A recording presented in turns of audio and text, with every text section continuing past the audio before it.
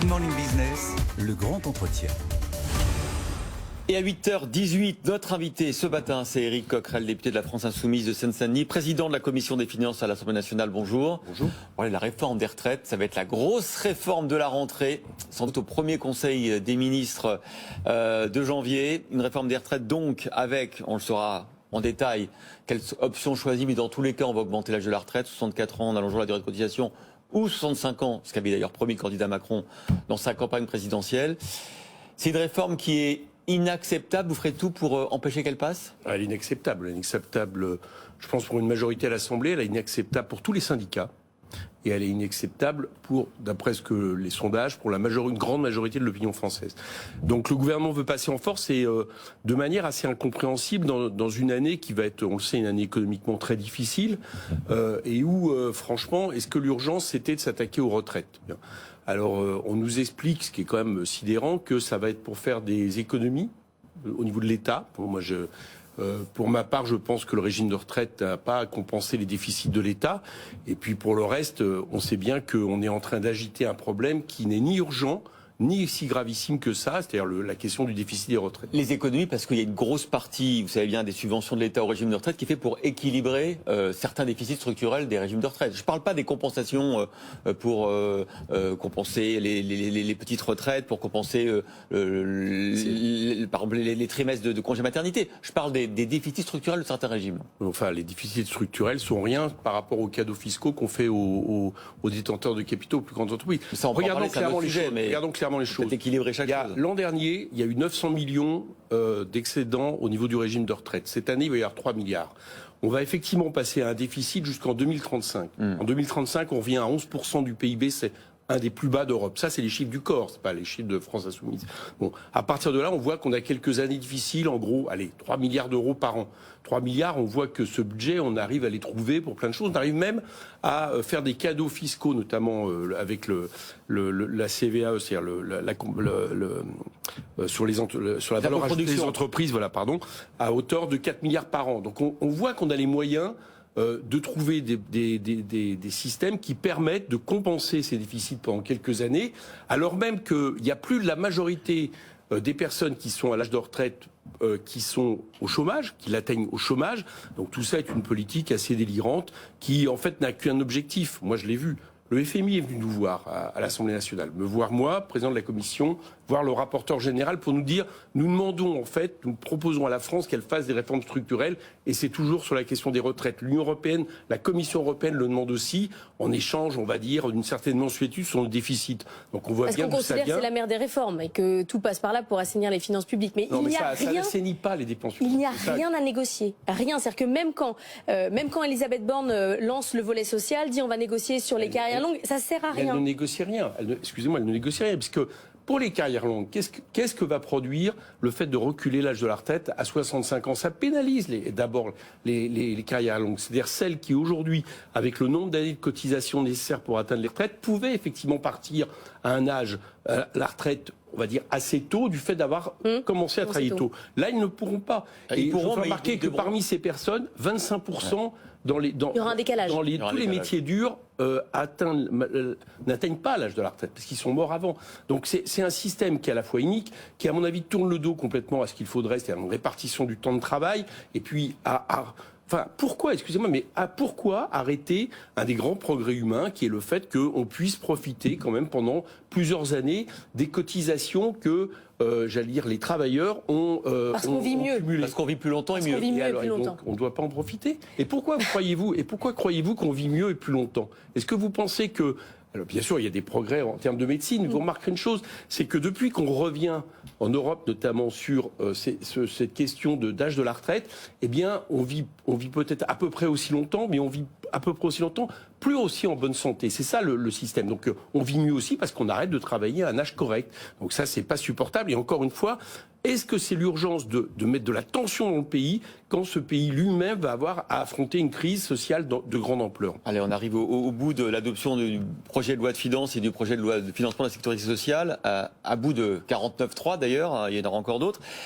Deux amendements ont retenu notre attention qui ont été proposés par le gouvernement. D'abord sur le CPF, on a appris donc effectivement qu'effectivement, désormais, il y aurait une sorte de ticket modérateur pour les formations choisies par les salariés, parce que, on dit-on, ça marche trop bien, et parce que certaines formations ne correspondent pas aux besoins, notamment des entreprises. Alors ça, c'est quand même le best, j'allais dire, parce que déjà 2 problèmes. On nous met des amendements comme ça qu'on intègre à un projet de budget qui n'a pas été débattu, qui n'est plus débattu. Hein. Madame Borne vient à l'Assemblée, au bout de 30 secondes, elle dit on fait le 49.3, plus de débat, plus de vote, bientôt il n'y aura plus d'Assemblée, et on en profite pour intégrer des amendements qui n'ont même pas été dans le projet de loi de finances initiale. Donc ma commission n'a même pas pu se saisir. Alors il y en a 2. Il y a notamment cette question qui fait que maintenant les salariés devraient payer pour leur formation. On ne sait pas d'ailleurs si ça sera un montant fixe ou proportionnel. Le fait même qu'on demande toujours aux mêmes. Ouais. C'est toujours aux mêmes qui doivent à un moment donné contribuer, j'allais dire, à des équilibres. Les mêmes, là, ça sera tout le monde. Hein. C'est d'autant plus sidérant, c'est qu'on nous dit que la formation, toute sa vie est nécessaire, etc., pour pouvoir justement changer de métier, se reconvertir. Et là, on va demander aux salariés de le payer. C'est scandaleux. C'est scandaleux. Donc il y a cette mesure dont vous avez parlé, et puis une autre mesure qui est alors là arrivée subrepticement et manifestement qui montre que les lobbies des grandes entreprises, ça marche mieux que la pression des syndicats ouvriers, c'est les captifs d'assurance. Alors il faut expliquer ce qui se passe, on en a parlé sur ce plateau à plusieurs reprises, effectivement, de plus en plus de grands groupes nous disent on ne parvient plus à s'assurer auprès d'assureurs sur des risques très spécifiques, et donc on préfère s'assurer nous-mêmes, on se regroupe entre entreprises et on fait sa propre assurance. Vous n'êtes pas d'accord? Non, c'est des niches fiscales, évidemment. Comment ça, c'est des niches fiscales? Parce que ça va permettre encore à des grands groupes de jouer un peu avec leur chiffre d'affaires, leurs bénéfices, et de pouvoir à certains moments l'abriter derrière des mesures qui leur permettent de ne pas payer d'impôts. Exactement ce qui est fait depuis des années. J'explique grossièrement ce qui se passe. Aujourd'hui, ces grands groupes le font. Et sous prétexte qu'ils le font au Luxembourg et en Suisse avec des filiales, ils disent ça serait peut-être mieux de pouvoir le faire en France. Donc en réalité, on importe, on fait de la France un paradis fiscal. C'est ça que ça veut dire.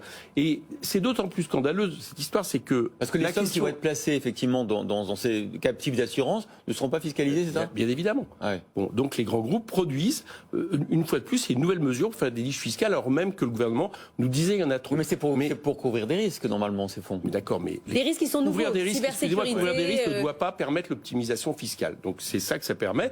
Et d'ailleurs, c'est tellement vrai que quand Valérie Rabault, qui est une des responsables socialistes, a posé la question à Bruno Le Maire en disant on croit que vous préparez un amendement. Bruno Le Maire a dit non, je vous assure, il n'y aura pas cet amendement. Madame Borne l'a dit, et là on apprend subrepticement que la majorité l'a remis à l'intérieur du budget. Bon, voilà, c'est à ça que sert le 49.3, c'est-à-dire à faire des cadeaux à ses amis. Je reviens quand même une seconde sur le CPF. Vous dites c'est certainement pas aux salariés de payer leur formation. C'est-à-dire que quand je suis comptable et que je me forme pour être naturopathe et que ça n'a rien à voir avec mon entreprise, c'est pas ça, donc. Mais si, mais bien sûr que si, puisque c'est une des formations les plus demandées. Oui, mésothérapeute par exemple. Donc c'est la réalité. Et donc, qui doit payer? On nous dit sans arrêt que les salariés doivent faire des efforts de reconversion. Donc à partir, vous savez comment ça se passe les comptes de formation, d'accord? Oui. Mes collaborateurs en ont à l'Assemblée. Et vous le dépensez. Vous avez d'abord un certain nombre de listes de formations que vous avez le droit de faire et pas d'autres. C'est pas vrai, ne croyez. Ah si, c'est très ouvert. Écoutez, moi, j'ai vu la liste. Elle est pas si vous voulez être naturopathe, allez-y. Elle n'est pas si ouverte. Vous avez un droit à une certaine liste qui est conventionnée d'une certaine manière, qui est obéie à certaines règles. Et puis à partir de là, vous pouvez effectivement prendre un compte de formation. Mais je ne vois pas pourquoi, alors même que je vous rappelle, dans les cotisations, vous avez, enfin de cotisations patronales notamment, et puis aussi salariés, vous avez des choses qui prennent en compte ces formations. Pourquoi c'est maintenant les salariés qui en plus devraient les payer? Je trouve que c'est une manière bizarre d'aborder la question de la formation continue et une manière assez scandaleuse de prendre encore au revenu du travail. Un petit mot quand même, on va faire de la politique politicienne, ça nous passionne pas vraiment, enfin c'est quand même d'actualité. La France Insoumise, vous avez choisi vos instances dirigeantes, vous n'y êtes pas. Clémentine Autain fait une tribune, une interview dans Libération au Vitriol.